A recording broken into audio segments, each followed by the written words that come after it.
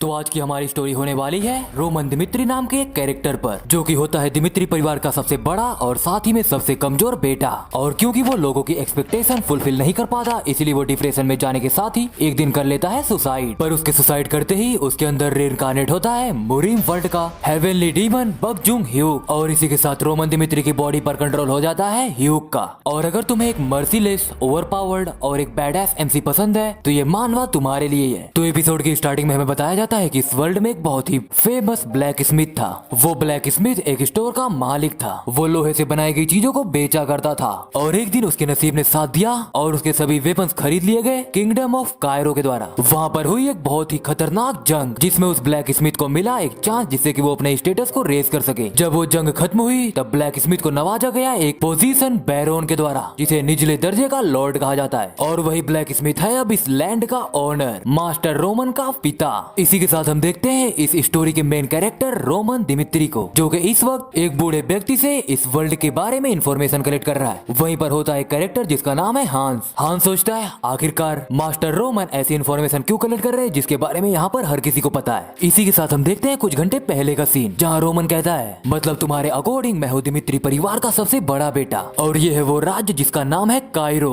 और तुम्हारे अकॉर्डिंग ये वर्ल्ड वो है जिसमें मरीम एग्जिस्ट ही नहीं करता। हांस कहता है बिल्कुल सही कहा आपने, और सोचता है आज मास्टर रोमन काफी बदले बदले लग रहे हैं। शायद इस वक्त इन्होंने ड्रग कंज्यूम करके रखा है, क्योंकि मैंने सुना है कि आजकल अमीर बच्चों के बीच ये ड्रग काफी पॉपुलर है। वैसे भी ये मास्टर रोमन है तो ये इसकी पॉसिबिलिटी तो जरूर है। हांस कहता है आज आपके फियांसे लॉरेंस फैमिली की लेडी यहाँ पर आने वाली है, और लॉरेंस फैमिली की लेडी एक अच्छे बर्ताव की काफी सराहना करती है, इसलिए यही अच्छा होगा कि हम पहले से ही तैयारी कर ले। बट तभी रोमन कहता है इससे भी जरूरी कुछ चीजें हैं जो कि मैं जानना चाहता हूँ। इस जगह पर जो भी सबसे उम्र का व्यक्ति है उसे ही मेरे पास लेकर आओ, और मैं तुम्हें बता दूं कि तुम जिस लेडी के बारे में बातें कर रहे हो वो फिलहाल मेरे लिए ज्यादा इंपॉर्टेंट है नहीं। उसकी बजाय मेरे लिए इंपॉर्टेंट ये है कि मैं जान सकूं कि आखिरकार इस वर्ल्ड में जिया कैसे जाता है। हांस सोचता है आखिर जिसने अपनी पूरी जिंदगी इसी जगह पर बिताई है उसे इस जगह के बारे में जानने की इतनी उत्सुकता क्यों है। खैर मुझे क्या, अगर मुझे ऑर्डर्स मिले हैं तो मुझे उन्हें फुलफिल करने चाहिए। इसी के साथ हम देखते हैं प्रेजेंट का सीन, जहाँ वो बूढ़ा आदमी कहता है मुझे बस इतना ही पता है। रोमन कहता है इसके लिए थैंक्स, इससे मेरी काफी मदद हुई, मैं बाद में इसके लिए तुम्हें जरूर रिवॉर्ड दूंगा। वो बूढ़ा व्यक्ति कहता है ये तो मेरे लिए काफी ऑनर की बात है कि मैं आपसे बात कर पाया। रोमन सोचता है रोमन दिमित्री,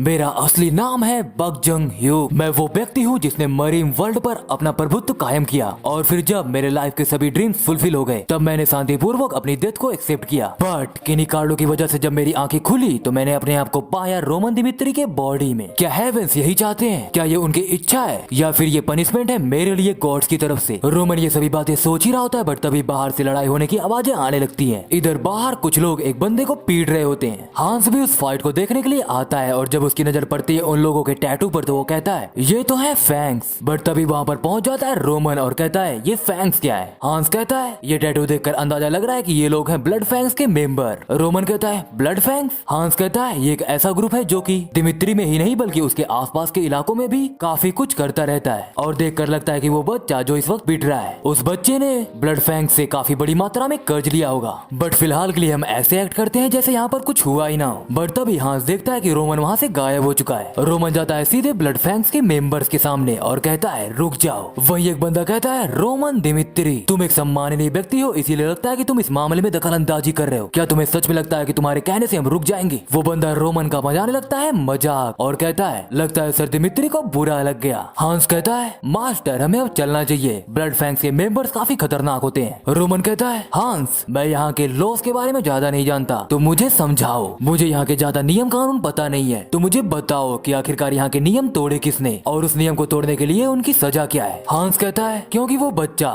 जो इस वक्त पिट रहा है वो है कर्ज में, इसलिए यहाँ पर वही गलत है क्योंकि उसने अपना कर्ज चुकाया नहीं होगा। पर ब्लड फैंक्स के मेंबर्स को इसकी परमिशन नहीं है कि वो इस मामले को खुद ही संभाले, और उससे भी इम्पोर्टेंट ये है कि इन सभी ने आपकी बेइज्जती की, दिमित्री परिवार के सबसे बड़े बेटे की। ये वो गुनाह है जिसके लिए इनकी जान भी ली जा सकती है। रोमन कहता है तुम सभी ने सुना, तुम सबके सब ने यहाँ के नियमों को तोड़ा है, तो इसीलिए मैं रोमेरो दिमित्री का सबसे बड़ा बेटा तुम्हें सजा देगा। वही एक बंदा कहता है मैं समझ सकता हूँ कि तुम एक सम्माननीय व्यक्ति हो जिसे अभी इस बारे में पता नहीं है कि ये दुनिया काम कैसे करती है, तो क्या तुम सच में हम सभी से फाइट करना चाहते हो? रोमन कहता है तो चलो ये प्रूव हुआ। वो बंदा कहता है क्या बकवास बातें कर रहे हो तुम? रोमन कहता है तुम सबके सब कचरे हो, क्योंकि तुम सभी इस लैंड के ऑनर के बड़े बेटे के सामने ऐसी बातें कर रहे हो तो मुझे खुद को रोकने की कोई जरूरत नहीं है। इसी के साथ रोमन उन सभी पर अटैक करने के लिए आगे बढ़ पड़ता है। वही ब्लड फैंग के सभी मेंबर्स भी रोमन पर अटैक करते हैं, बट तभी रोमन आगे जाता है और अपने हाथ में लिए गए उस लकड़ी को ब्लड फैंग के उस मेंबर के गले के आर पार कर देता है, जिसकी वजह से वो बंदा वहीं पर मारा जाता है। उसके मरते ही सभी लोग काफी घबरा जाते हैं और उस पर कर देते हैं एक साथ अटैक, बट रोमन अगेन एक अटैक को ब्लॉक करता है और एक बंदे को रखता है घुमा के काफी पावरफुल पंच, और अगले ही मोमेंट उसी लकड़ी से उस बंदे को भी मार डालता है। इधर हान सोचता है ये बंदा क्या ये सच में मास्टर रोमन ही है। इधर रोमन सोचता है जब मैंने इस वर्ल्ड में अपनी आंखें खोली तो मैंने सबसे पहले देखा कि असली रोमन दिमित्री वो ढेरों ड्रग्स लेने के बाद फ्लोर पर पड़ा है, और राज्य कायरो जो कि उस वक्त था वार में, उसने हर घराने से चूज किया एक रिप्रेजेंटेटिव जो कि वार में शामिल हो सके, और रोमन दिमित्री वो भी वार में जाने के लिए चूज किया गया था, बट डर की वजह से उसने कर लिया सुसाइड। उसकी लाइफ काफी पैथेटिक थी, बट जो भी लाइफ उसने जी उससे कोई फर्क पड़ता नहीं, क्योंकि फिलहाल इस बॉडी का ओनर हूँ मैं, हेवनली डेमन सेक्ट का लीडर बक जोंग ह्यूक। जब तक इस बॉडी पर मेरा टेक ओवर है मैं जीऊंगा तो ह्यूक की तरह। इसी के साथ रोमन उन सभी ब्लड फैंग्स के मेंबर्स को मौत के घाट उतार देता है। वहीं एक बचा हुआ बंदा भागते हुए कहता है राक्षस राक्षस है ये, पर तभी रोमन उसका सर पकड़ लेता है और कहता है अगर तुमने अभी मेरे बारे में ऐसे मॉन्स्टर वाली बातें ना की होती तो शायद मैं तुम्हारी जिंदगी बख्श देता,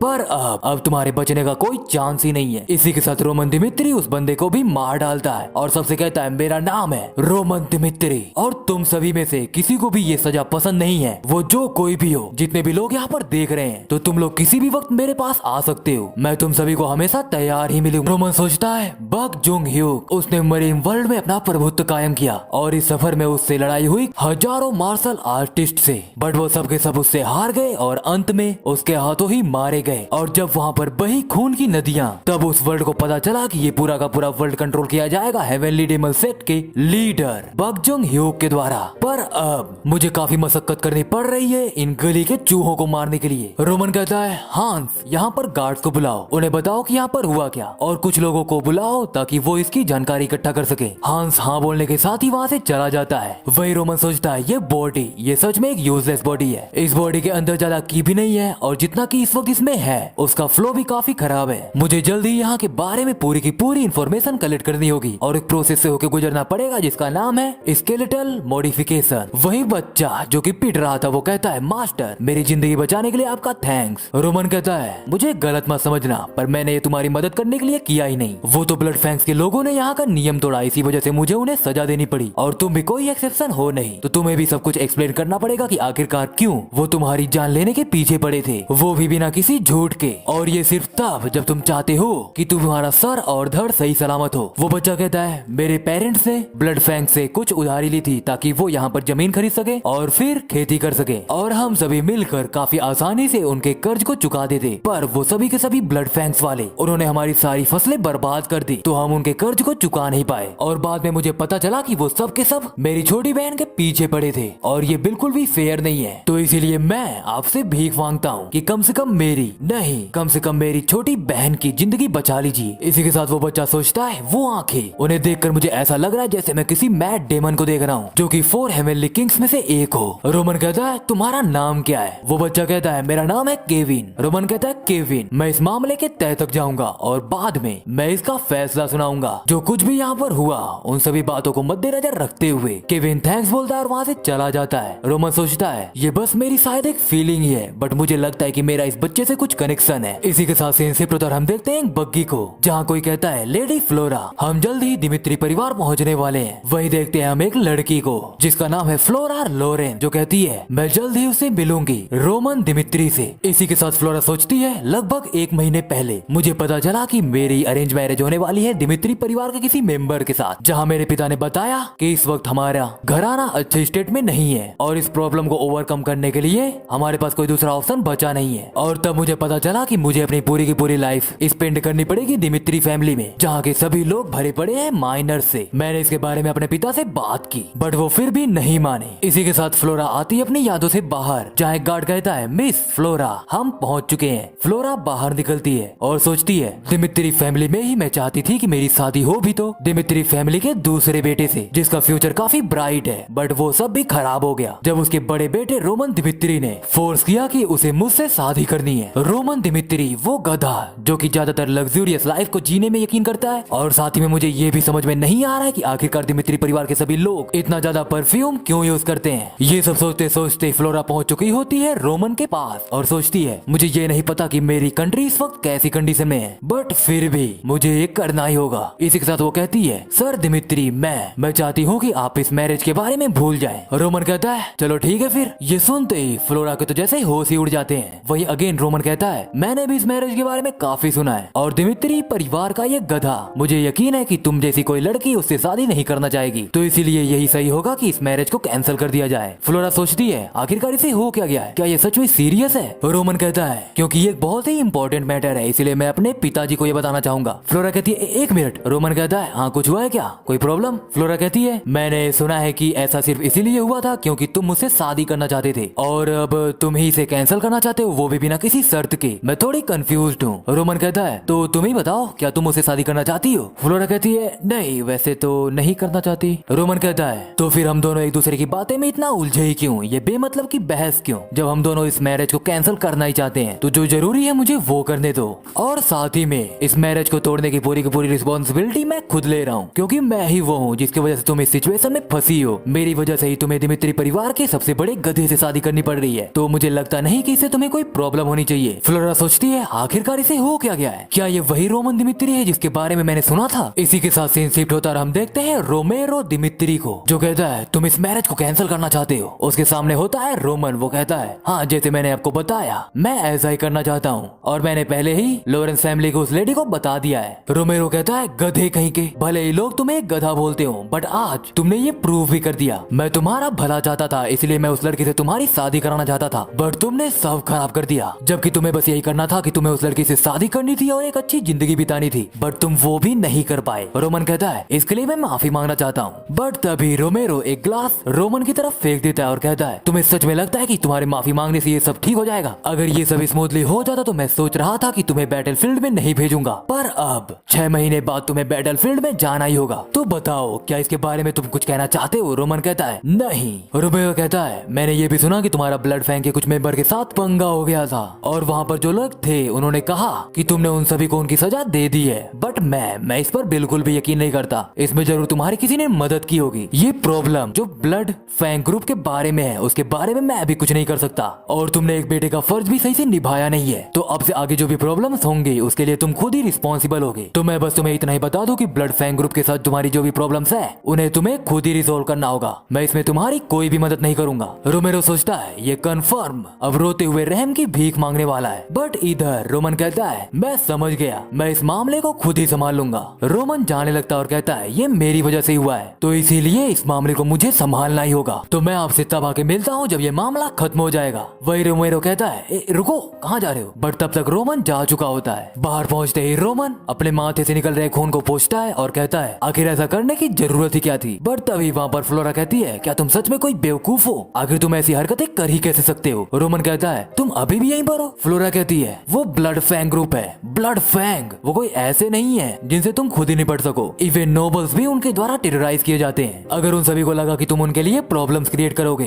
तो वो सब के सब तुम्हारे पीछे आएंगे और तुमसे लेंगे बदला, तो इसीलिए तुम्हारे लिए यही सही होगा कि तुम सबको सच्चाई बता दो और अपने पिता से जाके माफी मांगो। रोमन कहता है मैं ऐसा क्यों करूं। फ्लोरा कहती है आखिर क्यों से तुम्हारा मतलब क्या है, मैंने पहले ही सब कुछ एक्सप्लेन कर दिया है। रोमन कहता है मिस फ्लोरा तुम्हें सच में अपनी असली जगह के बारे में नहीं पता है। इसी के साथ रोमन जाता है अपनी यादों में जहाँ इस वक्त वो फ्लोरा से मिलने के लिए तैयार हो रहा था। रोमन कहता है आखिरकार इस परफ्यूम की स्मेल इतनी घटिया क्यों है। उसके साथ में होता है हांस। हांस कहता है इसमें मैं आपकी कोई मदद कर नहीं सकता क्योंकि आपकी बॉडी से इस वक्त जो ब्लड की स्मेल आ रही है उसे हटाने के लिए हमें इस परफ्यूम का यूज करना ही होगा। रोमन कहता है और ये जो आउटफिट तुमने दिया है ये भी काफी टाइट है। हांस कहता है यंग मास्टर क्योंकि ये आपकी फर्स्ट मीटिंग है आपकी फियोंसे लॉरेंस परिवार की लेडी के साथ, तो आपको थोड़ी रिस्पेक्ट शो करनी होगी। ये सब सुनने के बाद रोमन सोचता है बस अभी कुछ पलों पहले ही मैं इस वर्ल्ड में आया हूँ और अभी बात हो रही है शादी की, मैं नहीं करना चाहता क्योंकि उसकी वजह से मेरा लोड और भी बढ़ जाएगा। मैं अभी इस वर्ल्ड को समझना चाहता हूँ। हांस कहता है वो जल्द ही आने वाली है तो चलिए सीढ़ियों के नीचे वेट करते हैं। रोमन सोचता है पर हांस भी सही बोल रहा है क्योंकि मेरे पास ऐसा कोई रीजन है नहीं जिसकी वजह से मैं उस लेडी की रिस्पेक्ट ना करूं, क्योंकि जो भी प्रॉब्लम्स हुई हैं वो मेरी तरफ से हुई हैं, तो इस एंगेजमेंट को मुझे ही तोड़ना होगा, भले ही मुझे इसके लिए उसे थोड़ा ऑफेंड करना पड़े। और रोमन आता है अपनी यादों से बाहर और सोचता है मैं शुरू से यही करना चाहता था, बट फ्लोरा को देखने के बाद मुझे लग रहा है कि ये औरत ये औरत तो मुझे थोड़ा सा भी रिस्पेक्ट शो नहीं करना चाहती है, जिसकी वजह से मुझे रीजन मिल रहा है कि मैं भी इसे बिल्कुल भी रिस्पेक्ट ना शो करूं। रोमन कहता है मिस फ्लोरा, तुम काफी एरोगेंट हो। मैं समझता हूँ कि तुम कहाँ से आई हो, पर तुम्हें भी समझना चाहिए कि इस वक्त तुम किस हालात में हो, और वैसे भी इस एंगेजमेंट को तोड़ना मैं चाहता हूँ। पर जब मैंने कहा कि इसकी पूरी रिस्पॉन्सिबिलिटी मैं लूंगा तो तुम एंसियस हो गई। फ्लोरा कहती है मैं तो बस, बट तभी रोमन कहता है पर फिर भी मैं तुम्हें बता दूं कि वो मूवमेंट जिस वक्त मैंने तुमसे बात की कि मैं इस एंगेजमेंट को तोड़ने वाला हूँ, तभी से तुम्हारे पास ऐसा कोई भी अधिकार है नहीं जिसकी वजह से तुम मेरे डिसीजन के बीच में इंटरफेयर कर सको। रोमन से ये सभी बातें सुनने के बाद फ्लोरा बहुत ही हैरान रह जाती है। वही रोमन जाते हुए कहता है हम दोनों के रास्ते अलग है, तो इसी वजह से तुम अपने काम से काम रखो और मेरे मामलों में दखलंदाजी करना बंद कर दो। रोमन सोचता है वो कारण जिसकी वजह से मैंने सोचा कि इसकी रिस्पॉन्सिबिलिटी मैं लूंगा, वो कारण ये था कि जिसकी वजह से मैं इस शादी पर होने वाली हर बातचीत को टाल सकूं ताकि मुझे ज्यादा सवालों के जवाब देने ना पड़े। बट इसके पीछे एक और रीजन था जिसकी वजह से मैं इस औरत के साथ बिल्कुल भी इन्वॉल्व होना नहीं चाहता था। आखिरकार फ्लोरा होती कौन है, हेवनली डीमन के मामले के बीच में बोलने वाली? तो फ्लोरा यही थी हमारी पहली और आखिरी मुलाकात। हम देखते हैं कि रात हो चुकी है जहाँ रोमेरो बहुत ज्यादा ड्रिंकिंग कर रहा है। वहीं उसके साथ में होती है लिहाना जो कहती है आखिरकार तुम आज यहीं पर रुक क्यों नहीं जाते? रोमेरो कहता है मैंने फिर से रोमन से काफी वॉयलेंट होकर बात की। जब हम कॉमनर्स थे तब मैं उसे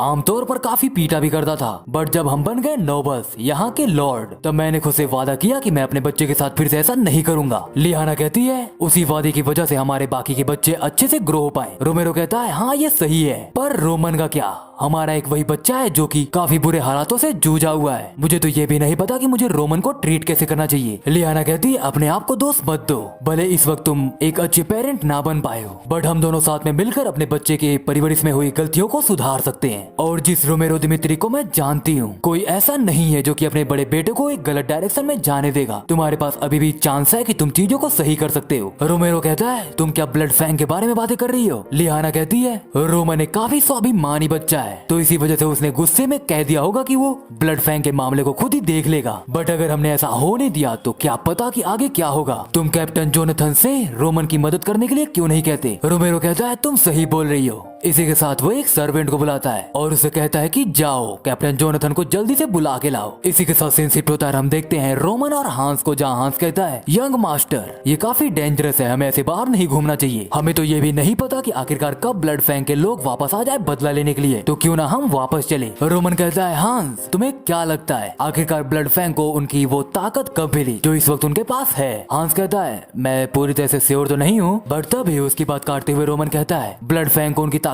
तब मिली जब उन्होंने बेरहमी से अपने सभी दुश्मनों को मौत के घाट उतारना शुरू कर दिया, जिसकी वजह से उन्होंने दूसरों के मन में बढ़ा दिया अपने लिए डर। हांस कहता है पर फिर भी क्या वो डेंजरस नहीं है? रोमन कहता है वो डेंजरस है, बट सिर्फ तभी तक जब तक वो मुझे डरा सके। सीन शिफ्ट होता है। हम देखते हैं एटलियर रेस्टोरेंट का सीन, जहाँ पर बैठे होते हैं रोमेरो और हांस। रोमेरो कहता है तुम यहीं पर रहो और खाना खाने पर ध्यान दो, इसके आगे मैं खुद ही जा रहा हूँ। हांस कहता है आखिर अब क्या बातें कर रहे हैं, अचानक से आपको हो क्या गया? रोमन कहता है अब से मैं खुद ही इस मामले को इन्वेस्टिगेट करूंगा, तो मैं चाहता हूँ कि तुम यहीं पर रुको क्योंकि इसके आगे काफी खतरा है। हांस कहता है नहीं मैं ऐसा नहीं कर सकता, भले इसकी वजह से मुझे खतरे में ही क्यों ना पड़ना पड़े, बट मैं कभी भी आपको अकेले नहीं जाने दूंगा। रोमन कहता है हांस क्या तुम सच में उन लोगों में से हो जिन पर मैं भरोसा कर सकता हूँ? हांस कहता है क्यों नहीं, तो खुद को ऐसे मेरे लिए सेक्रीफाइस करने की कोई जरूरत नहीं है, तुमने काफी कुछ कर दिया है, तुम्हारी वजह से मैं बाहर आ पाया है, यही मेरे लिए काफी है। तो ठीक है चलो मैं जल्द ही वापस आता हूँ। इसी के साथ रोमन वहाँ से चला जाता है। हांस सोचता है कि इसने सोचा था कि आखिरकार यंग मास्टर मुझसे ऐसी बातें कहेंगे। इसी के साथ उसे कुछ रियलाइज होता है और वो भागते हुए कहता है नहीं ये वक्त ये बातें सोचने का नहीं है, मुझे उन सभी को इसके बारे में बताना होगा। सीन शिफ्ट होता है। हम देखते हैं रोमन को जो कि जाते हुए सोचता है अभी तक जो इन्फॉर्मेशन मुझे मिली है उसके अकॉर्डिंग ब्लड फैंग के जितने भी मेंबर्स हैं उनकी स्ट्रेंथ इतनी नहीं है कि वो मुझे डरा सके, बट क्योंकि वो सभी ऑपरेट करते हैं एक बहुत ही छोटे ग्रुप में, इसीलिए मेरा उन्हें हंट करना काफी मुश्किल है। और फिलहाल वो काफी सतर्क भी होंगे क्योंकि अगर उन्होंने इस वक्त मुझ पर अटैक किया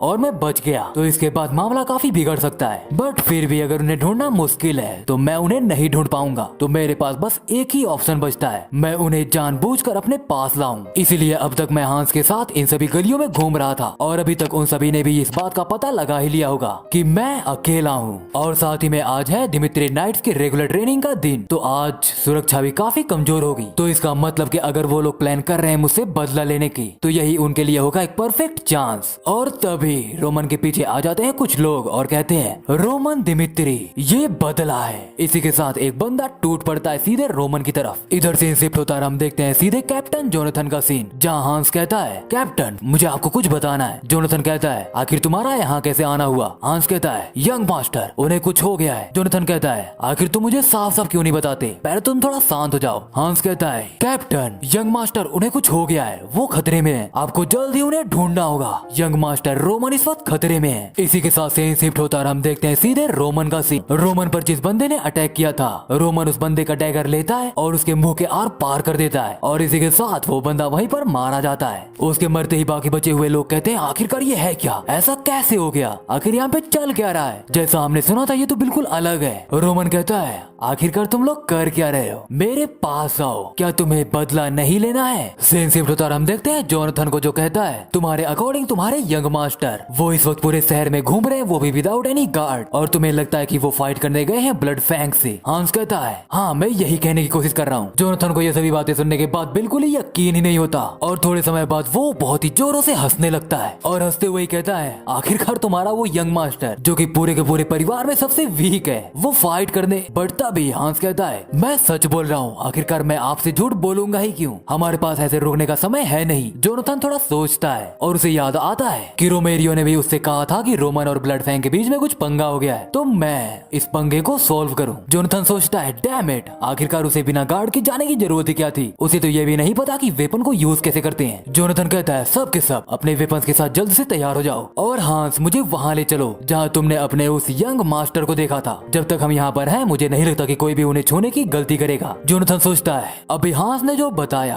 अगर वो सही है तो सच में रोमन नाम के इस गधे ने इस बार बहुत बड़ी गलती कर दी है। सीन शिफ्ट होता है, हम देखते हैं रोमन को जो प्रोवोक करते हुए कहता है क्या हुआ तुम सभी को बदला नहीं चाहिए। ये सुनते ही दोनों के दोनों लोग अटैक कर देते हैं और कहते हैं मैं तुम्हें मार डालूंगा। बट रोमन एक बंदे का अटैक डॉज करते हुए ही अपने डैगर को उस बंदे के पेट में घुसा देता है। वहीं जब दूसरा बंदा उस पर अटैक करता है तो रोमन इसके लिए भी होता है तैयार और उसे रखता है एक जोरदार किक जिसकी वजह से वो बंदा काफी दूर जाके गिरता है। रोमन कहता है क्या यहाँ पर सिर्फ तुम 3 ही लोग आए थे। वो बंदा कहता है अगर तुमने मुझे मार दिया तो तुम कभी भी सुरक्षित रूप से इस जगह पर घूम नहीं पाओगे। रोमन कहता है आखिरकार तुम ऐसा कह कैसे सकते हो जबकि तुमने अपनी ही आंखों से देखा कि मैंने दोनों के दोनों लोगों को मार डाला है और अब सिर्फ तुम ही बचे हो, कहीं ऐसा तो नहीं कि तुम पागल हो गए हो। अच्छा चलो मैं तुमसे कुछ सवाल पूछता हूँ और उनका जवाब तुम सोच समझ के देना वरना। इसी के साथ रोमन अपने डैगर को उस बंदे के पैरों में धसा देता है और कहता है अब मुझे बताओ कि तुम्हारा लीडर कौन है। सीन शिफ्ट होता है, हम देखते हैं एक बार का सीन जहाँ लोग कुछ बातें ही कर रहे होते हैं बट तभी वहाँ पर पहुँच जाता है रोमन दिमित्री। वो एक बंदा कहता है आपका स्वागत है यंग मास्टर। इधर लोग बातें करने लगते हैं कि ये देखो ये तो रोमन है ना, आखिरकार ये अचानक से यहाँ पर कैसे आ गया और ये ऐसा क्यों दिख रहा है। वही वो बंदा मतलब कि वो वेटर कहता है क्या लेकर आऊं मैं आपके लिए। रोमन कहता है 20s एरा के वियर ऑफ द डॉन को। वो वेटर कहता है मुझे माफ कीजिएगा बट हमारे बार में ऐसा कुछ भी नहीं है, तो क्या मैं आपको कुछ और रिकमेंड करूं। रोमन कहता है क्यों नहीं बट हाँ मेरे लिए जो भी लाना उसे थोड़ा स्ट्रॉन्ग बना के लाना क्योंकि मुझे सुबह में कुछ करना भी है जिसके लिए मुझे करना है बहुत ज्यादा नशा। इधर ये सब सुनने के बाद लोग हैरान होने लगते हैं। वहीं रोमन सोचता है ड्यू ऑफ द डॉन ये एक ऐसा पब है जो कि स्ट्रीट के मिडल में मौजूद है। मुझे उस बंदे ने यही बताया कि उसे सारे के सारे टास्क यहीं से मिलते हैं, वहाँ से हमें ऐसे टास्क तभी मिलते हैं जब हम एक स्पेशल कोड दें। रोमन पूछता है कैसा स्पेशल कोड। वो बंदा कहता है जैसे कि tear of the dawn something strong और मुझे सुबह में कुछ काम करना है, अगर ऐसी कुछ बातें कहोगे तो काम बन जाएगा। रोमन अपनी यादों से बाहर आता है। वहीं वो वेटर कहता है सब के सब हमला करो इस पर। बट तभी रोमन अपने पास में रखी हुई बियर को उठा के फेंकता है सीधे उस वेटर के मुंह पर। वहीं सभी लोग रोमन पर अटैक करने के लिए आगे बढ़ पड़ते हैं। इसी के साथ रोमन उन सभी बंदों को पीटना शुरू कर देता है। वो रखता है एक बंदे को किक जिसकी वजह से वो बाहर आ जाता है। वो एक एक करके सभी को मौत के घाट उतारना शुरू ही करता है। रोमन एक बंदे को गले से पकड़ते हुए ऊपर उठा देता है। वही लोग कहते हैं आखिरकार यहाँ पर हो क्या रहा है, इसने बहुत ही आसानी से 3 लोगों को खत्म कर दिया। ये रोमन ये तो पहले से काफी अलग लग रहा है, हमने जैसा सुना था ये बिल्कुल भी वैसा नहीं है। इधर रोमन सोचता है मेरे वर्ल्ड मरीन वर्ल्ड में एक ऐसी बहुत ही महान टेक्निक है जिसकी वजह से कोई भी ब्रीदिंग का यूज करते हुए अपने स्ट्रेंथ को काफी बढ़ा सकता है और वही यूज कर रहा हूँ इस वक्त मैं रोमन की बॉडी पर, जिसकी वजह से मैं इस बॉडी का यूज करते हुए मार्शल आर्ट्स का यूज कर सकूं। ऑल्दो अगर बात की जाए तो ये मेरे अकॉर्डिंग मेरा वीकेस्ट पॉइंट है। वही लोग अटैक करते हुए कहते हैं ये अकेला है, हम बहुत सारे हैं, तो चलो इसे खत्म कर दिया जाए। रोमन कहता है ये सभी के सभी लोग ये सब के सब मेरे सामने चींटियों लड़कियों के बराबर है, तो मुझे बस यही करना है कि मैं इन्हें मसल के खत्म कर दूं। इधर वो वेटर होश में आने लगता है। वही रोमन उसकी तरफ जाते हुए कहता है, तुम काफी सही समय पर होश में आए हो, ये मामला बस खत्म होने ही वाला था।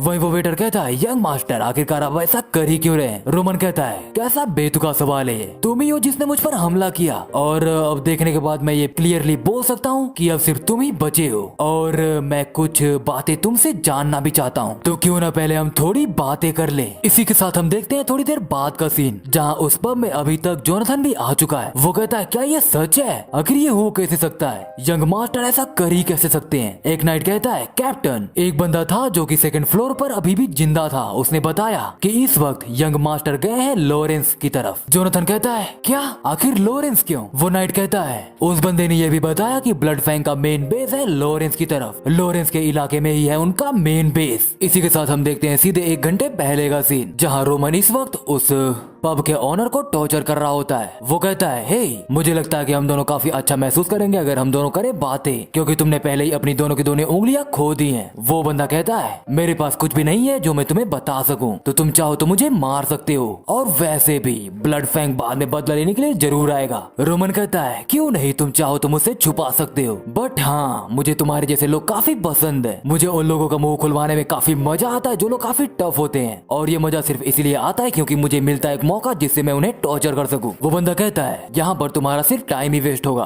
तो बस मुझे मार डालो और इस मामले को यहीं पर खत्म करो। रोमन कहता है, सच में? 1 मिनट मैं बताता हूँ तुम्हें। इसी के साथ वो जाता है और एक लेकर आता है फोटो और कहता है, चलो तुम्हारा टेस्ट लेकर देखते हैं कि क्या तुम सच में अपना मुंह नहीं खोलोगे भले ही कुछ भी हो जाए। फॉर एग्जाम्पल, जैसे कि मैं कहूँ कि मैं इसे ढूंढूंगा और इसे मार डालूंगा जो इस पिक्चर में है, तुम्हारा बेटा। वो बंदा कहता है, मुझे नहीं पता तुम किस बारे में बातें कर रहे हो, वो मेरा बेटा नहीं है। रोमन कहता है, झूठ बोलना बंद करो, ये बिल्कुल तुम्हारी तरह ही दिखता है। ये सुनने के बाद ही वो बंदा भड़क जाता है और कहता है, कम्बीरे कहीं के, आखिरकार इतने इज्जतदार घराने के होने के बावजूद भी तू मुझे ऐसे धमकी कैसे दे सकता है? रोमन कहता है, कुछ समय पहले मैंने ऑब्जर्व किया और मुझे ये पता चला कि ब्लड फैंग के लोग खुद को सैक्रिफाइस कर सकते हैं सिर्फ और सिर्फ बदला लेने के लिए। बट हाँ, मुझे एक और कॉमन चीज पता चली कि वो सब के सब जो लोग ब्लड फैंग को ज्वाइन करते हैं वो होते हैं बहुत ज्यादा कर्जे में, और असलियत में वो लोग बुरे लोग नहीं होते हैं, बट मजबूरी की वजह से उन्हें बुराई के रास्ते पर चलना ही पड़ता है। ब्लड फैंग बिल्कुल भी हेजिटेट नहीं करते हैं, वो लोग कुछ भी कर देते हैं ताकि वो दूसरे पर कर्ज चढ़ा सके और उन्हें बना सके अपना गुलाम। मुझे अभी तक ब्लड फैंग के बारे में इतनी जानकारी तो पता चली गई है। ब्लड फैंग अपने हर परिवार के एक मेंबर को एक होस्टेज की तरह रखते हैं और फिर उसी परिवार के मेंबर्स को धमकी देते हैं और उन्हें अपना गुलाम बना लेते हैं। क्या तुम्हें नहीं लगता कि यह हाइपोथेसिस काफी सही है? वो बंदा कहता है, कुछ भी नहीं बदलेगा अगर मैं तुम्हें सच सच बता दूं, फिर भी ब्लड फैंग वाले आएंगे और हमें मार के चले जाएंगे। रोमन कहता है, वेल तुम इस बारे में अच्छे से सोच लो कि तुम्हें किस साइड रहना है। और हाँ, मैं तुम्हें एक चीज बता दूं कि मैं उस वक्त सीरियस था जब मैं बात कर रहा था तुम्हारे बेटे को जान से मारने के लिए, और मैं कसम खाता हूँ कि मैं, जिसका नाम है रोमन डेमिट्री, मैं सोल्जर से कहूंगा कि इसकी तलाश शुरू कर दें और जब ये मिले तो इसे मार डालें, बहुत ही धीरे धीरे, पर हाँ उसे ऐसी मौत दे जिसमें उसे बहुत दर्द हो। बट वो करने से पहले मैं तुम्हें एक चांस देना चाहता हूँ, तो इसीलिए है तुम्हारे पास अब 2 ऑप्शन, जिसमें से पहला है तुम अपना मुंह बंद रखो और अपने बेटे को मेरे हाथों तड़प कर मरते हुए देखो, और दूसरा मुझे ब्लड फैंग के बारे में जानकारी दे दो और आगे का मामला मैं खुद संभाल लूंगा। चॉइस तुम्हारी है। इसी के साथ सेंसिटिव के तरह हम देखते हैं ब्लड फैंग ग्रुप के लीडर को, जो कहता है, मैं इस बात से इनकार करता हूँ, मुझे बिल्कुल भी यकीन नहीं है कि हमारे भेजे गए सभी लोग रोमन दिमित्री के हाथों मारे गए। मुझे ऐसा बिल्कुल भी नहीं लगता कि रोमन दिमित्री इसके कैपेबल है। आखिरकार पूरी की पूरी डिवीजन ऐसे बंदे के हाथों कैसे मारी जा सकती है जिसे स्वॉर्ड्समैनशिप एकेडमी से भी निकाल दिया गया हो? अच्छा मुझे ये बताओ कि इस वक्त रोमन है कहाँ पर? वही वो लीडर जिसका नाम है बेन माइल्स, उसके सामने वाला बंदा कहता है वो दिमित्री रीजन से बाहर निकल चुका है, और मुझे लगता है कि उसे हमारे बारे में इंफॉर्मेशन मिल चुकी है, और वो इंफॉर्मेशन उसे मिली होगी ड्यू ऑफ द ड्रोन से। बेन कहता है, क्या ये सब उसने खुद ही हासिल किया? सामने वाला बंदा कहता है, हाँ। बेन कहता है, लगता है कि वो हमें काफी कमजोर समझ रहा है, इसीलिए तो वो अकेले सीधे हमारे हेडक्वार्टर पर अटैक करने की सोच रहा है, तो इसीलिए हमारी जितनी भी फोर्सेस है सबको बुला लो, हम आज यहीं पर रोमन को मार डालेंगे, वो भी दिमित्री के नाइट्स को आने से पहले। बेन सोचता है, रोमन दिमित्री, तुम्हारी इतनी हिम्मत कि तुमने ब्लड फैंग के ऊपर अपना हाथ डाला, मैं आज तुम्हें मार डालूंगा। डालूंगा, वो भी बिना किसी रहम के, और तुम्हारे शरीर को सेंट्रल प्लाजा में लटकाऊंगा और सबको बताऊंगा कि आखिरकार ब्लड फैंग की असली ताकत है क्या। सीन शिफ्ट होता है, हम देखते हैं लॉरेंस फैमिली के बीच में हो रही एक मीटिंग को, जहाँ एक बंदा कहता है मुझे लगता है कि बार्को फैमिली ने अपना डिसीजन ले लिया है, और हाल फिलहाल में कुछ रूमर सुनने को आए हैं कि बार्को फैमिली ने काफी ज्यादा लोन लिया है, और मुझे लगता है कि उस लोन को लेने का कारण बस एक ही है, और वो ये है कि वो सभी के सभी जंग के लिए तैयार हो रहे हैं। एक बंदा कहता है अभी जंग होने में कुछ समय बाकी है, तो तब तक हमें अपनी फोर्सेस को भी तैयार कर लेना चाहिए। वही उन सभी के सामने बैठा हुआ होता है लॉरेंस फैमिली का लीडर, जो कहता है मुझे कभी भी लगा नहीं था कि जब बार्कोस ने अपने डॉक्यूमेंट भेजे थे तब ऐसा कुछ होगा। वही एक बंदा कहता है मुझे भी ऐसा नहीं लगा था कि सेंट्रल गवर्नमेंट बार्कोस की साइड जाएगी, और अगर ऐसे ही सब कुछ चलता रहा तो हमें अपनी टेरिटरी बार्कोस को देनी होगी। इसी के साथ सब लोग बोलने लगते हैं कि हम अपनी टेरिटरी को ऐसे ही किसी को नहीं दे सकते, हम अभी तक जिंदा है तो सिर्फ और सिर्फ इस जगह की वजह से, क्योंकि इस जगह की मिट्टी काफी उपजाऊ है। एक बंदा बोलता है कि जो डॉक्यूमेंट बार्कोस ने भेजा था उसके अकॉर्डिंग तो यही क्लियर होता है कि हमारे जो भी एंसेस्टर्स थे बार्कोस का उन पर उद्धार है। एक बंदा बोलता है नहीं ऐसा तो बिल्कुल नहीं हो सकता, हम ऐसी बात पर यकीन कर ही नहीं सकते। वो बंदा कहता है पर फिर भी उनके साथ सेंट्रल गवर्नमेंट है। दिन दूसरा बंदा कहता है जरूर उन सभी ने हमारे पीठ पीछे कुछ किया होगा तभी ऐसा हो रहा है। बट तभी लॉरेंस फैमिली का लीडर कहता है प्लीज जैसा चल रहा है वैसे ही चलने दो, कुछ भी हो जाए बट हम अपनी टेरिटरी को उन्हें नहीं देंगे। और क्योंकि जैसा हमें पता चला है कि बार्कोस हमारे साथ कॉम्प्रोमाइज करना चाहते नहीं है, तो हमें भी अपनी पूरी ताकत के साथ इस जंग में हिस्सा लेना ही होगा, और इसी वजह से मैंने अपनी बेटी की शादी दिमित्री परिवार में फिक्स की थी। वही एक बंदा कहता है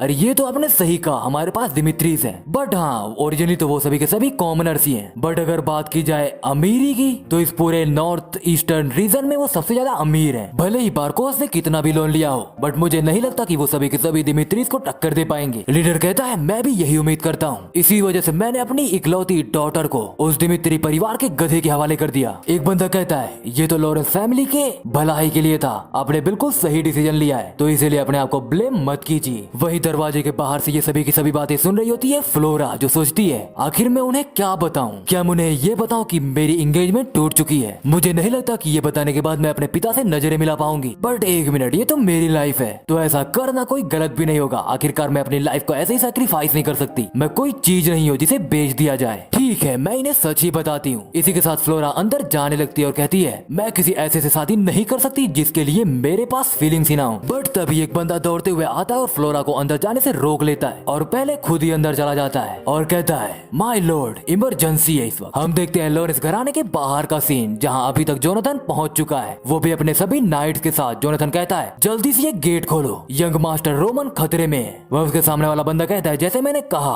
अपने सभी वेपन्स फेंक दो और एक प्रॉपर प्रोसीजर से होते हुए अंदर आओ। जोनाथन कहता है अगर यंग मास्टर को कुछ हुआ तो मैं तुम सभी को कभी माफ नहीं करूंगा। बट तभी एक बंदा लॉरेंस फैमिली के नाइट से कहता है कैप्टन कुछ प्रॉब्लम्स हो गई है। वही वो कैप्टन कहता है क्या तुम सही बोल रहे हो? वो बंदा कहता है हाँ, इस बात की वजह से लॉरेंस प्लाजा में काफी भगदड़ मची पड़ी है। वही जोनाथन कहता है कम ऑन, अब मुझसे ये मत कहना, अब मेरे पास कोई दूसरा ऑप्शन बचता नहीं है, मुझे इस दरवाजे को तोड़ना ही होगा। इसी के साथ सीन शिफ्ट होता है और हम देखते हैं कि एक बंदे को कोई घसीट के ले जा रहा होता है। वही लोग बातें करते हैं आखिरकार यहाँ पे चल क्या रहा है, आखिर ये है कौन, क्या हमें इसे रोकना नहीं चाहिए? वही जिस बंदे को घसीटा जा रहा था वो होता है बेन माइल्स। वो कहता है प्लीज मेरी जिंदगी बख्श दो, और उसे घसीट कर ले जाने वाला होता है अपना रोमन दिमित्री। इसी के साथ हम देखते हैं थोड़ी देर पहले का सीन, जहाँ बेन माइल्स इस वक्त अपने सभी लोगों के साथ तैयार होता है और सोचता है ये बहुत ही आसान है, हमारा जो अपोनेंट है वो बहुत ही बेवकूफ है, वो अकेले ही आ रहा है और हमारे पास कई लोग हैं जिनके पास हथियार भी है, तो कोई चांस बनता ही नहीं है कि वो हमें हरा पाए, ये नाम मुमकिन है। बट तभी गेट खुलता है और रोमन बेन माइल्स के सभी लोगों को मार डालता है। बेन सोचता है क्या मैं मरने वाला हूँ? अगर ऐसे ही चलता रहा तो मैं मर जाऊंगा, मैं मरना नहीं चाहता,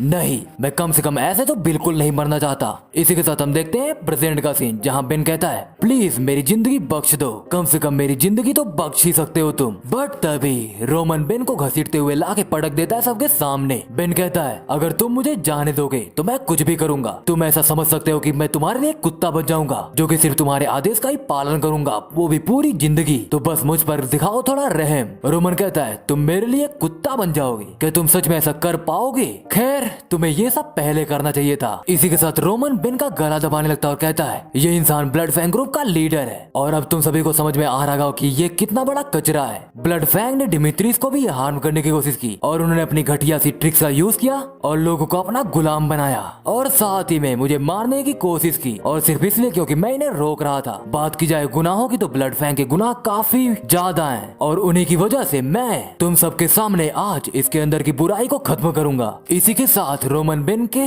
सर को अपने पैर से कुचलने वाला होता है बट तभी वहाँ पर पहुंच जाता है जोनाथन और कहता है यंग मास्टर रुक जाइए, बट तब तक हो जाती है काफी देर और बेन रोमन के हाथों मारा जाता है। इधर हम देखते हैं लॉरेंस फैमिली को जहाँ एक नाइट आके सब कुछ बता देता है। वही लीडर कहता है क्या तुम सच बोल रहे हो? वो नाइट कहता है हमने रोमन दिमित्री को सिर्फ इसलिए अंदर आने दिया क्योंकि वो मिस फ्लोरा के फियांसे हैं। बट 1 घंटे के बाद रोमन अचानक से सड़कों पर एक बंदे को घसीटते हुए लेकर आया और रोमन ने बताया कि वो जिस बंदे को घसीट कर लेकर आया है वो है ब्लड फैंग ग्रुप का लीडर बेन माइल्स और उसने बेन माइल्स को सबके सामने ही मार डाला। लोग बातें करने लगते हैं क्या इस बात का कोई तर्क भी बचता है? मतलब वो रोमन दिमित्री उसने ब्लड फैंग ग्रुप के लीडर को पकड़ा और उसे खत्म कर दिया। वो एक बंदा कहता है बट उससे भी इम्पोर्टेंट यह है कि उसने उसे सजा दी, नहीं उसे जान से मार डाला, वो भी यहाँ के लॉर्ड के बिना परमिशन के। ये कोई ऐसा मैटर नहीं है जिसे इग्नोर किया जा सके। वही लॉरेंस फैमिली का लीडर सोचता है परमिशन कम ऑन, आखिर तुम लोग ऐसा बोल भी कैसे सकते हो? रोमन दिमित्री मेरा सन इन लॉ बनने वाला है और उसने अकेले ब्लड फैंग को खत्म कर दिया। इसी के साथ वो लीडर कहता है जल्दी से यहाँ पर रोमन दिमित्री को बुलाओ, मैं सब कुछ उसी के मुंह से सुनना चाहता हूँ। इसी के साथ हम देखते हैं कि रोमन दिमित्री कैप्टन जोनाथन और बाकी सभी नाइट्स के साथ आने लगता है और जोनाथन और रोमन पहुंचते हैं सीधे लीडर के सामने। वो लीडर सोचता है तो अब मैं समझा कि कैसे रोमन दिमित्री ने उसे खत्म कर दिया क्योंकि उसकी मदद कर रहे थे ये नाइट्स। रोमन कहता है दिमित्री परिवार की तरफ से रोमन दिमित्री आपके सामने हाजिर है बैरन लॉरेंस। वो लीडर यानी कि लॉरेंस कहता है सब कुछ भूल जाओ और सीधे पॉइंट पर आओ, आखिरकार तुम यहाँ पर क्यों आए और तुमने ऐसा कुछ क्यों किया, ऐसा कोई वायलेंट काम, वो भी विदाउट एनी परमिशन के। रोमन कहता है ये सब कुछ दिनों पहले ही स्टार्ट हुआ। ब्लड फैंग के कुछ मेंबर्स मासूम सिटीजन्स को पीट रहे थे तो मैंने उन सभी को जान से मार डाला और इसके आगे रोमन उसे सब कुछ बताने लगता है। इसी के साथ हम देखते हैं बाहर का सीन जहाँ फ्लोरा भी छुप कर ये सभी बातें सुन रही होती है। फ्लोरा एक नाइट से कहती है हे यहाँ पर आओ। जब वो नाइट आता है तो फ्लोरा कहती है तुम जिसे अपने साथ लेकर आए थे वो रोमन दिमित्री था ना, आखिर वो यहाँ पर क्यों है और वो मेरे पिताजी के ऑफिस में क्यों गया है? वो नाइट कहता है लगता है आपको अभी कुछ पता नहीं है। इसी के साथ वो नाइट फ्लोरा को सब कुछ बता देता है। फ्लोरा कहती है क्या तुम सच बोल रहे हो? इधर हम देखते हैं रोमन को जो कहता है इसीलिए मैंने डिसाइड किया कि मैं इस मामले को ऐसे ही छोड़ नहीं सकता, तो इसीलिए मैं आ गया सीधे उनके मेन बेस पर और उनके लीडर को ही मार डाला और यही है इस पूरे केस की समरी। लॉरेंस कहता है मैं तुमसे जो जानना चाहता हूँ वो है अथॉरिटी। तुम्हारे पास कोई भी ऐसी अथॉरिटी थी नहीं जिसकी वजह से तुम यहाँ पर आके उसे एक्सक्यूट करो। रोमन कहता है मुझे इसके बारे में पता है, मेरे पास ऐसी कोई अथॉरिटी है नहीं, पर फिर भी मैं बस ये सोच रहा था कि आखिरकार इस मामले में लॉरेंस फैमिली कुछ कर क्यों नहीं रही। और वैसे भी ब्लड फैंग ग्रुप का जो लीडर था वो कोई ऐसा नहीं था जिसे आप नहीं जानते, वो यहाँ पर काफी पॉपुलर था, उसके क्राइम्स भी काफी ज्यादा थे और उसे कई बार बेल भी मिली। तो इसीलिए मैंने सोचा कि इस मामले को मुझे ही देखना होगा और तभी मैंने डिसाइड किया कि मैं लॉरेंस पर भरोसा नहीं कर सकता। तभी एक बंदा कहता तुम्हारी इतनी हिम्मत? वही जोनाथन कहता है यंग मास्टर आप ऐसा कैसे कह सकते हैं? रोमन कहता है ऑनेस्टली मैं काफी हद तक डिसअपॉइंटेड भी हुआ, मुझे लगा था कि उसे मारने के बाद आप सब मेरी थोड़ी तारीफ करेंगे क्योंकि आखिरकार मुझे ही अपने हाथों को बेन माइल्स के खून से रंगना पड़ा। तो इसीलिए मेरा सीधा सवाल है आपसे लॉरेंस, क्या मैंने कुछ गलत किया? लॉरेंस कहता है क्या तुम बेन माइल्स के बारे में जानते थे? वही जस्ट उसके बगल में बैठा हुआ बंदा कहता है हाँ वो एक क्रिमिनल था बट मैं उसके बारे में नहीं जानता था, कम से कम मुझे ये तो बिल्कुल भी नहीं पता था कि वो एक लीडर था ब्लड फैंग ग्रुप का। लॉरेंस कहता है ठीक है हम इस केस के बारे में और भी डिस्कशन नहीं करेंगे क्योंकि ऐसी परिस्थिति आती ही नहीं। अगर लॉरेंस फैमिली ने इस मामले में दखलंदाजी दी होती तो ठीक है रोमन दिमित्री, इसके लिए मैं तुम्हें बाद में रिवॉर्ड दूंगा, अभी के लिए तुम जा सकते हो। ये सुनते ही रोमन और जोनाथन वो दोनों के दोनों वहाँ से बाहर निकल जाते हैं। वही उन दोनों के बाहर निकलने के बाद लॉरेंस जोरों से हंसने लगता है और हंसते हुए कहता है यार उस बंदे ने तो मुझे पकड़ ही लिया था, तो अब मैं समझा कि आखिरकार रोमन दिमित्री है कौन। खैर मुझे लगता है कि मैंने जो रूमर्स रोमन के बारे में सुने वो गलत है। वही लॉरेंस के सामने बैठा हुआ बंदा कहता है माय लॉर्ड हम इस मामले को ऐसे ही नहीं जाने दे सकते। लॉरेंस कहता है क्यों नहीं जाने दे सकते? आखिरकार वैसे भी वो फ्लोरा का हस्बैंड बनने वाला है और वैसे भी जिस हिसाब से रोमन अभी बातें करके गया है वैसे बातें करने के लिए काफी गट्स की जरूरत होती है और मैं इसके आगे तुम्हारी कोई बात सुनना नहीं चाहता। मैं बस चाहता हूँ कि जल्दी से तुम यहाँ पर फ्लोरा को बुलाओ क्योंकि मुझे लगता है कि मैंने रोमन को चुनकर सही किया और अब इसीलिए मैं फ्लोरा को सब कुछ बताना चाहता हूँ। इधर हम देखते हैं कि रोमन दिमित्री के सभी नाइट्स के साथ वापस लौट रहा होता है। वही जोनाथन कहता है, यंग मास्टर क्या आपको ऐसे लॉरेंस को टॉन्ट करना जरूरी था? भले इस मामले से हम बाहर निकल आए हैं, बट शायद इसकी वजह से वो काफी गुस्सा हो गए होंगे। रोमन कहता है, जो कुछ भी वहाँ पर हो रहा था लॉरेंस वहाँ की रिस्पॉन्सिबिलिटी नहीं ले रहे थे, तो मैंने बस यही किया कि मैंने उन्हें दिखाया कि वो कितनी लापरवाही कर रहे थे। और लॉरेंस को देखने के बाद मैं इतना तो समझ ही चुका हूँ कि वो अपने बेटी के फियोंसे को ऐसे ही सजा नहीं देने वाले। जोनाथन सोचता है, इसका मतलब सब कुछ प्लान किया गया था। आखिरकार हो क्या गया है? इस वक्त मेरे सामने जो बंदा है ये वो रोमन दिमित्री नहीं है जिसे मैं जानता था। इसी के साथ हमें दिखाया जाता है बकजुंग ह्यूग का पास्ट, जहाँ इस वक्त ह्यूग होता है एक केव के अंदर। उसके पिता कहते हैं, तुम हेवनली डेमन के बेटे हो और अगर तुम्हारे पास सच में इतनी क्वालिफिकेशंस है कि तुम मुझे सक्सीड कर सको तो खुद को प्रूव करो। खुद को प्रूव करो कि तुम वर्दी हो और सरवाइव करो उस जगह पर। तुम्हारी डेथ से मुझे कोई फर्क नहीं पड़ेगा क्योंकि पहले भी मेरे 12 बेटे मारे जा चुके हैं। तुम बस एक नंबर होगी। भले ही मेरे सारे के सारे बेटे मर जाए, मैं और भी बेटे पैदा कर लूंगा, बट तुम बस ये याद रखना कि तुम्हारे पास सिर्फ एक ही रास्ता है कि तुम खुद को प्रूव करो और उस ग्राउंड पर सरवाइव करके दिखाओ। इधर ह्यू को कुछ बच्चे पीटने लगते हैं। जहाँ एक बच्चा कहता है, मुझे लगा था कि तुम कुछ स्पेशल होगे क्योंकि तुम सीधे हेवनली डेमन के बेटे हो, बट देखकर लगता है कि तुम्हारे पास कुछ खास स्पेशल है नहीं, तुम बस एक घमंडी बच्चे हो। ये सुनते ही ह्यूग अटैक करने के लिए आगे बढ़ता है, बट इस बार भी उसे मुंह के बल खानी पड़ती है।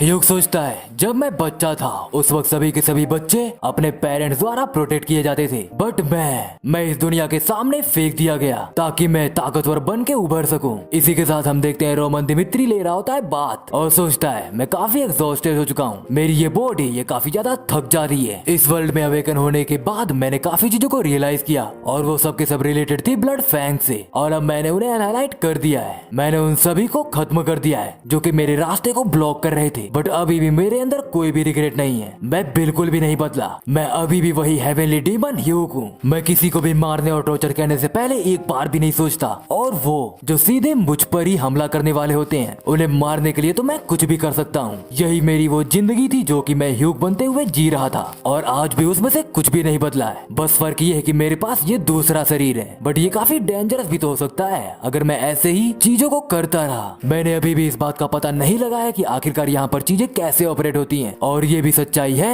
कि मेरे स्ट्रेंथ भी अभी काफी वीक है। पहले के कंपैरिजन में तो ये कुछ भी नहीं है, तो अब मुझे क्या करना चाहिए? एक मिनट, अगर मैं थोड़ा केयरफुली सोचूं। बट तभी उसे बाहर से आवाज आती है, यंग मास्टर माय लॉर्ड आपको बुला रहे हैं। रोमन कहता है, ठीक है मैं समझ गया, मैं जल्द ही हाजिर होता हूँ। इसी के साथ हम देखते हैं जोनाथन और रोमेरो को, जहाँ रोमेरो कहता है, तो तुम्हारे अकॉर्डिंग सच में रोमन ने कुछ ऐसा किया? जोनाथन कहता है, जी हाँ, मैंने भी नोटिस किया है, यंग मास्टर काफी बदल चुके हैं। रोमेरो कहता है, रोमन चेंज हो चुका है? जोनाथन कहता है, हाँ वो चेंज हो चुके हैं। मुझे इसके पीछे का रीजन तो नहीं पता, बट मैं इस बात पर श्योर हूँ कि पहले हम जिस यंग मास्टर को जानते थे वो अब काफी बदल चुके हैं। रोमेरो कहता है, रोमन बिल्कुल ही मेरे अंगूठे की तरह है। मेरे सभी बच्चों में से सिर्फ रोमन ही है जिसके पास कोई भी इंप्रेसिव स्किल नहीं है, और जब मैं कॉमनर था तब वही मेरा वो बेटा है जो मेरे साथ था। रोमेरो सोचने लगता है कि जब वो काम किया करता था तब कैसे उसका बेटा रोमन उसे लाके कैंडी देता था। जहाँ रोमेरो कहता है, तुम इतनी दूर आए सिर्फ और सिर्फ मुझे ये देने के लिए? रोमन कहता है, मैंने आपसे कहा था ना कि इस काम से दूर रहा कीजिए, ये काफी खतरनाक है, पर आप पूरा दिन काम करते हैं, इसीलिए मैं ये कैंडी आपको देना चाहता था। इसे जल्दी से खा लीजिए और खत्म करने के बाद अपना काम शुरू कर दीजिए और जल्दी ही घर वापस आ जाइएगा। इसी के साथ रोमेरो कहता है, मैं तो बस यही इच्छा रखता हूँ कि रोमन भी खुश हो जाए, इसीलिए मैंने उसके लिए काफी चीजें अलाउ कर दी ताकि उसे ऐसा ना लगे कि वो कोई बेचारा है। बट मुझे बिल्कुल भी नहीं लगा था कि इसकी वजह से रोमन एक दूसरी डायरेक्शन में ही चला जाएगा। मैंने तो पहले ही रोमन से गिव अप कर लिया था, बट इसके बाद मैंने सुना कि रोमन ने ब्लड फैंग को पूरी तरह से खत्म कर दिया, तो अब मुझे उससे काफी उम्मीदें हैं। रोमेरो ये सब कह ही रहा होता है, बट तभी वहाँ पर पहुँच जाता है रोमन। रोमेरो सोचता है, मुझे नहीं पता कि आखिरकार रोमन को ब्लड फैंग हराने के लिए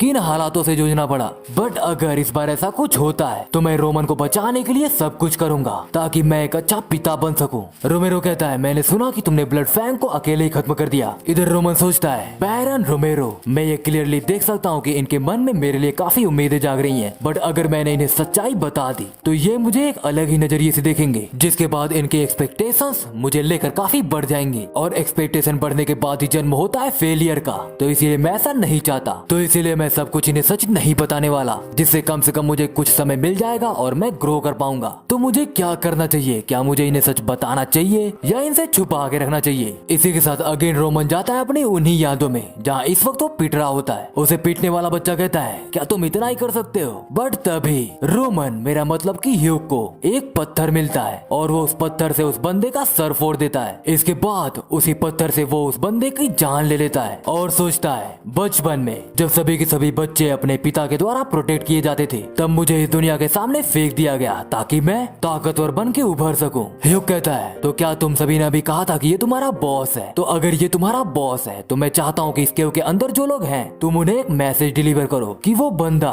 जिसने तुम सभी के बॉस का हेड उड़ा दिया, वो मैं हूँ और अब मैं ही हूँ यहाँ का बॉस। इसी के साथ रोमन अपनी यादों से बाहर आता है और कहता है, बिल्कुल सही कहा आपने, ये सब कुछ मैंने किया था। और सोचता है, मैं ही हूँ हेवनली डीमन, मुझे पता है कि कब मुझे अपनी सुपीरियरिटी को छुपाना है और कब नहीं। सीन शिफ्ट होता है, हम देखते हैं ट्रेनिंग ग्राउंड को, जहाँ काफी ज्यादा लोग ट्रेनिंग कर रहे होते हैं। बट तभी वहाँ पर पहुंच जाते हैं रोमेरो, रोमन और जोनाथन के साथ में ही और नाइट्स। वही एक बंदा जिसका नाम है क्रिस, जो कि है वाइस कैप्टन दिमित्री के नाइट्स का। वो सोचता है, तो ये है रोमन दिमित्री, आखिरकार ये यहाँ पर क्यों है? जोनाथन कहता है, इस वक्त यहाँ पर होने वाली है एक स्वॉर्ड्समैनशिप ड्यूएल, वो भी यंग मास्टर रोमन के साथ, और अगर तुम में से कोई भी इसमें हिस्सा लेना चाहता है तो सामने आए। बट इसमें कोई भी हिस्सा लेना नहीं चाहता, इसीलिए कोई भी सामने नहीं आता है। क्रिस सोचता है, आखिर ये अचानक से हो क्या गया है? क्या हमें अभी इस गधे से ड्यूएल करना होगा? इसी के साथ हम देखते हैं 1 घंटे पहले का सीन, जहाँ रोमन ने कहा था कि हाँ वो मैं ही था। रोमेरो कहता है, आखिर तुमने ब्लड फैंग को हराया कैसे? रोमन कहता है, मुझे इन्हें ऐसे बताना होगा कि ये मुझ पर ज्यादा शक न करे, और कहता है, एक्चुअली मैं काफी समय से सीक्रेटली ट्रेनिंग कर रहा था। रोमेरो कहता है, आखिर तुमने ये मुझसे छुपाया क्यों? मैं तुम्हें सपोर्ट करता, तुम्हें तो पता ही है। रोमन कहता है, मैं तो बस आपको दिखाना चाहता था कि दिमित्री परिवार का सबसे बड़ा बेटा, जिसे इस परिवार के गधे के नाम से जाना जाता है, वो खुद से भी कुछ चीजें कर सकता है। रोमेरो कहता है, ऐसा तो कोई चांस है ही नहीं कि तुम खुद को इतनी अच्छी स्वॉर्ड्समैनशिप सिखाओ कि तुम सीधे ब्लड फैंग को अकेले हरा दो। रोमन कहता है, ब्लड फैंग एक ऐसी ऑर्गेनाइजेशन थी जिसने इलीगल लोन्स देने के बाद अपना प्रभुत्व कायम करना स्टार्ट किया था, तो इसीलिए मुझे लगा कि वो ग्रुप खुद ही खत्म हो जाएगा अगर मैं उसके लीडर को खत्म कर दूं। इसीलिए मैंने उसे एक चारे के जरिए फंसाने की कोशिश की और वो चारा बना मैं। रोमेरो कहता है, तुमने खुद को चारा बनाया? ब्लड फैंग वैसे ही हमेशा कमजोर नोबल्स के पीछे पड़े रहते हैं। रोमन कहता है, इसीलिए तो मैंने खुद को ही चारा बनाया। रोमेरो कहता है, तुमने आखिर ऐसा किया क्यों? ये काफी खतरनाक था, अगर वो सच में कुछ करने के काबिल बचते तो अभी तक वो अपना बदला लेने के लिए आ चुके होते और अब तक तुम मारे भी जा सकते थे। रोमन कहता है, मैं इस बात पर पूरी तरह से श्योर था कि वो लोग जो कि जबरदस्ती उस ग्रुप में घुसे थे या फिर उन्हें मजबूर करके उस ग्रुप में शामिल किया गया था, वो कभी भी अपनी जिंदगी को खतरे में नहीं डालेंगे सिर्फ और सिर्फ अपने लीडर को बचाने के लिए। इसीलिए मैंने सोचा कि ये सब कुछ मुझे अकेले ही करना चाहिए और मैंने तो आपको इसके बारे में बताया भी था। रोमेरो कहता है, एक केयरफुल डिसीजन मेकिंग और एक प्लानिंग, साथ में इतनी हिम्मत कि उस प्लान को एग्जीक्यूट किया जा सके और साथ में हर चीज को इतने अच्छे ढंग से समझाना कि चीजों समझ में आए। अगर एक बार के लिए सोचा जाए तो क्या सच में ये सब रोमन ने ही किया था? रोमेरो कहता है, क्या मैं तुमसे एक फेवर मांग सकता हूँ? रोमन कहता है, क्यों नहीं? रोमेरो कहता है, मैं तुम्हारी स्वॉर्ड्समैनशिप स्किल को देखना चाहता हूँ, वो भी अपनी आंखों से। मैं बस देखना चाहता हूँ कि तुम कितने बदल चुके हो। और इसी के साथ रोमेरो सोचता है, मैं ये देखने के लिए मरे जा रहा हूँ कि आखिरकार मेरा बेटा कितना बदल चुका है। इसी के साथ हम देखते हैं प्रेजेंट का सीन, जहाँ जोनाथन कहता है, क्या कोई भी हिस्सा नहीं लेना चाहता? वही क्रिस सोचता है, ऑफ कोर्स कोई भी हिस्सा नहीं लेना चाहेगा, उन्हें कोई भी फायदा नहीं होगा इस कचरे के साथ ड्यूएल करने के बाद जीतने में, और अगर वो हार भी जाते हैं तो शायद उन्हें यहाँ से निकाला जा सकता है, तो आखिरकार कोई इसमें पार्टिसिपेट करेगा ही क्यों? इसके लिए किसी एक्सपर्ट की जरूरत पड़नी चाहिए। इधर जोनाथन सोचता है, यंग मास्टर के स्किल्स को परखने के लिए किसी एक्सपर्ट की जरूरत पड़नी चाहिए और कोई ऐसा भी हो जिससे कि नाइट्स का भी सम्मान किया जा सके। इसी के साथ जोनाथन कहता है, अगर कोई भी वॉलंटियर सामने नहीं आना चाहता तो मैं खुद ही एक पिक कर लेता हूँ। जोनाथन सोचता है, वैसे तो मैं खुद ही इसमें हिस्सा लेना चाहता था, बट क्योंकि मैं हूँ नाइट्स का कैप्टन, तो अगर मेरी स्वॉर्ड ऐसे किसी मामले में अपनी बयान से बाहर निकलती है तो यही मेरा ही अपमान होगा, या तो फिर कहें कि पूरे के पूरे नाइट कॉर्प्स का ही अपमान होगा। तो इसीलिए अब बचता है सिर्फ एक ही बंदा। जोनाथन कहता है, क्रिस बाहर आओ। क्रिस कहता है, क्या? और सोचता है, पहली बार जब मैं रोमन से मिला था वो था पिछला साल। मैं रोमन से मिला था एक ड्रंक यार्ड में। जब मैं वहाँ पर गया तो मैंने कहा, हम सिक्योरिटी हैं, आखिरकार यहाँ पे चल क्या रहा है? वही रोमन कहता है, क्या तुम लोग सच में चाहते हो कि मैं तुम्हारा रेस्टोरेंट आज के आज ही बंद करवा दूं? वही ऑनर कहता है, हमें माफ कीजिएगा, हमारा ऐसा करने का कोई भी इरादा नहीं था। रोमन कहता है, शांत हो जाओ, तुम्हारी इतनी हिम्मत कि मुझसे जबान लड़ाओगे? ओए तुम इधर आओ। वही ऑनर कहता है, यंग मास्टर आप थोड़ा शांत क्यों नहीं हो जाते? बट तभी रोमन अपनी बियर की बोतल उसकी तरफ ही फेंक देता और कहता है, बाहर में जाओ तुम सब के सब, और अगर मैं तुम्हें बुला रहा हूँ तो तुम्हें सामने आना चाहिए। वही क्रिस कहता है यंग मास्टर मुझे लगता है कि ये काफी है। रोमन कहता है आखिरकार तुम कौन हो, जल्दी से यहाँ से बाहर निकल जाओ। क्रिस रोमन का हाथ पकड़ लेता है और कहता है अगर तुमने यहाँ पर और भी प्रॉब्लम्स क्रिएट की तो भले ही तुम यंग मास्टर हो बट फिर भी मुझे और भी एक्शन। बट तभी रोमन क्रिस को एक चाटा मार देता है और कहता है आखिरकार तुम्हारे जैसा ही तुच्छ सा नाइट, उसकी इतनी हिम्मत कैसे कि मेरे सामने बोल सके। एक मिनट, क्या तुम मुझे घूर रहे हो? इधर क्रिस सोचता है मुझे स्टार्टिंग से ही पता था कि मुझे चाटा खाना ही पड़ेगा। इस बंदे ने अपनी पूरी लाइफ में कभी भी ट्रेनिंग नहीं की है एंड इसके पास इतनी भी स्ट्रेंथ नहीं है जो कि एक एवरेज बंदे के पास होती है। कितनी शर्म की बात है ये। मुझे तो यही समझ में नहीं आता कि आखिरकार माय लॉर्ड का इतना बड़ा बेटा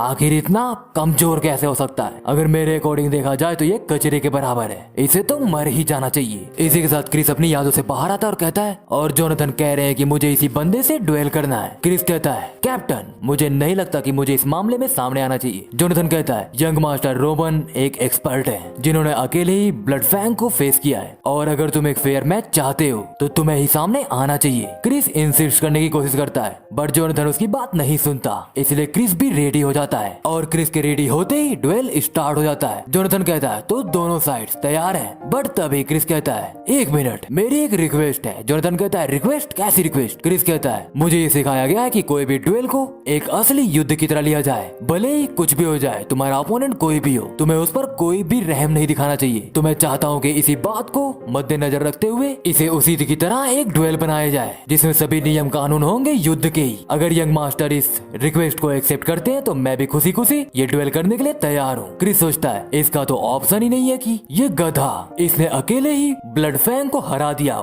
तो आज मेरे पास मौका है उस चाटे का बदला लेने के लिए। इधर रोमेरो देखता है एक बार रोमन की तरफ और रोमन मुस्कुराने लगता है। इधर क्रिस सोचता है ये हंस रहा है। जोनाथन कहता है वेल मुझे लगता है कि यंग मास्टर इस शर्त को एक्सेप्ट कर रहे हैं, तो दोनों साइड्स तैयार हो जाओ, ड्वेल स्टार्ट हो रहा है। जोनाथन के बोलते ही क्रिस सीधे रोमन पर अटैक करता है बट रोमन भी इस अटैक को ब्लॉक कर जाता है। वही जोनाथन सोचता है क्रिस इस वक्त अपनी पूरी पावर्स यूज कर रहा है, वो अपनी सारी स्किल्स का यूज कर रहा है बट फिर भी रोमन ने क्रिस का अटैक ब्लॉक कर लिया। इधर क्रिस सोचता है जिस रिपल्सिव फोर्स का एहसास मुझे इसके हाथों से हो रहा है उसके अकॉर्डिंग तो इतना क्लियर है कि इसका डिफेंस काफी मजबूत है। क्या ये कोई कोइंसिडेंस है? ऑल्दो मैंने एक्सेप्ट नहीं किया था कि रोमन इस तरह से मेरे अटैक को ब्लॉक करेगा, तो अब मैं तभी सेटिस्फाई होऊंगा जब मैं इस बंदे को पूरी तरह से पीट दूंगा। इसी के साथ वो फिर से रोमन पर अटैक करता है बट इस बार रोमन इस अटैक को डॉज करता है। क्रिस अगेन अटैक करता है, रोमन अगेन इस अटैक को ब्लॉक करता है। इन्हीं सब में क्रिस को एक और चांस मिल जाता है रोमन पर अटैक करने के लिए बट रोमन इस अटैक को भी डॉज कर जाता है और इसी के साथ रोमन को एक चांस मिलता है क्रिस पर एक फैटल अटैक लैंड करने के लिए। और जब रोमन अपना अटैक करता है क्रिस पर तो क्रिस के बाल कट जाते हैं और वो कुछ पीछे भी हट जाता है। क्रिस सोचता है एक मोमेंट के लिए तो मैं काफी डर गया था। इधर रोमेरो कहता है ये तो नामुमकिन है, क्या ये पे कोई मजाक चल रहा है? उसने ऑलमोस्ट क्रिस को खत्म ही कर दिया था। वही क्रिस सोचता है क्या ये सच है? रोमन की स्किल्स, उसका डिफेंस, डॉज, ब्लॉक, ये सारी की सारी स्किल्स उसने इन सब की पहले से ही तैयारी कर रखी है, जैसे वो मेरे सभी मूव्स को प्रेडिक्ट कर रहा है। क्या इसने सच में अकेले ही ब्लड फैंग ग्रुप को खत्म किया था? मुझे तो यकीन नहीं हो रहा है। डैम इट, एक मिनट, मैं सोच क्या रहा हूँ? मेरा अपोनेंट तो है दिमित्री परिवार का सबसे बड़ा गधा, मैं इसके खिलाफ तो कभी नहीं हार सकता, कम से कम इन लोगों के सामने तो बिल्कुल भी नहीं। इधर रोमन कहता है लगता है इतना काफी था, मेरा काफी वार्म अप हो गया है। क्रिस कहता है क्या कहा तुमने? रोमन कहता है अब मेरी बारी है। इसी के साथ रोमन क्रिस पर अटैक करता है। क्रिस इस अटैक को ब्लॉक करते हुए सोचता है आखिरकार इस बंदे को हो क्या गया है, ये इतना फास्ट कब से हो गया? इधर रोमन अगेन बहुत सारे काउंटर अटैक्स करने लगता है। क्रिस सोचता है डैम इट, मैं तो इसके सभी स्ट्राइक्स को झेल भी नहीं पा रहा, अगर ऐसे ही सब कुछ चलता रहा तो चीजें सच में मेरे लिए काफी खतरनाक हो जाएंगी, तो अब मुझे चाहिए एक मौका। क्रिस ये सब सोचते सोचते अपने डिफेंस को लो कर देता है, इसी वजह से रोमन अगेन अटैक करता है। क्रिस सोचता है इस बार इसके मूवमेंट्स काफी बड़े हैं, तो अब मिला है मुझे वो मौका। इसी के साथ क्रिस भी अटैक करता है बट ये सब थी रोमन की एक चाल, इसलिए रोमन वहाँ से हट जाता है और ये अटैक डॉज हो जाता है। क्रिस सोचता है एक मिनट, क्या इसने ये सब कुछ जानबूझ के किया था? मैं तो फंस गया, क्या मैं हार जाऊंगा वो भी इस गधे से? क्या मैं सच में हार जाऊंगा? इसी के साथ क्रिस यूज करता है अपनी माना की पावर्स को और यूज करता है अपने 1 स्टार ऑरा को, और इसका यूज करते उसके पास से काफी ज्यादा ऑरा रिलीज होने लगता है। उसके इतने पावरफुल ऑरा को रिलीज होते हुए देखकर रोमन भी एक बार के लिए हैरान रह जाता है और तभी वहाँ पर होता है काफी पावरफुल ब्लास्ट। सभी लोग कहते हैं यहाँ पर हुआ क्या अभी? इधर रोमेरो कहता है रोमन आखिर वो गया कहाँ पर? बट इधर हम देखते हैं कि रोमन अभी भी सही सलामत है, क्योंकि उसने क्रिस की इस मूव को भी प्रेडिक्ट कर लिया था, इसी वजह से उसने इस अटैक को डॉज कर लिया। क्रिस कहता है ओ अब तो मैं गया, और तभी रोमन अपना फाइनल अटैक करता है क्रिस पर और इस बैटल को जीत जाता है। इसी के साथ हम देखते हैं क्रिस के पास्ट को, जहाँ वो काफी छोटी उम्र में ही 2 स्टार का नाइट बन जाता है और उसके पास होता है 2 स्टार का ऑरा। उसे 3 स्टार का नाइट बनने में लगे होते हैं 3 साल और 6 महीने, जो कि काफी कम समय है। और अगर रूमर्स की मानी जाए तो उसकी स्वॉर्ड की चलाने की स्किल्स काफी इनक्रेडिबल है और इस पूरे के पूरे नाइट कोप में क्रिस को माना जाता है एक जीनियस। But Chris